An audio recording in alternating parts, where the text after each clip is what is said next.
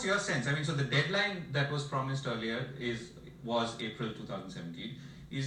First of all, do you feel that this deadline is going to be met? So, looks like difficult that the deadline will be met, but the really encouraging thing is that the finance minister still has an endeavor to implement it on 1st of April. And I think that is very motivating for everybody, because while we understand that this is one of the largest issue which will happen and one of the biggest reforms which the country will see, the government is not giving up. So while we know that there are certain issues of dual control, GST and compensation to states, but I feel that above that there is issue of the rates as well.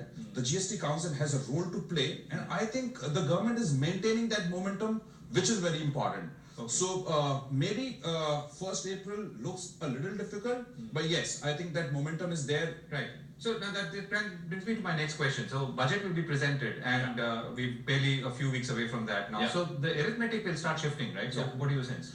So I feel that demonetization, this is completely political issue as far as GST is concerned. While the states claim that there is some loss of revenue and they need to be compensated more, I think this last quarter will see a lot of revenue collections, because while there was a dip in sales, this quarter will see a lot of sales happen. And I think that will be completely political. The arithmetic will be in favor of the government, because if we see the collection so far, the government in 3 quarters have collected about 81% of the estimated indirect tax collections. And we all know for a fact that 31st of March is the date when they get a lot of collections, because most of the collections happen in the month of March. Okay. So from that arithmetic perspective... So that's historical. What about the prospective arithmetic? So the last quarter, if we see... prospective, I mean if the GST is delayed, then the budget arithmetic will change, right? Yes, and I think if it goes to September, there is a very high likelihood that some rates may go up.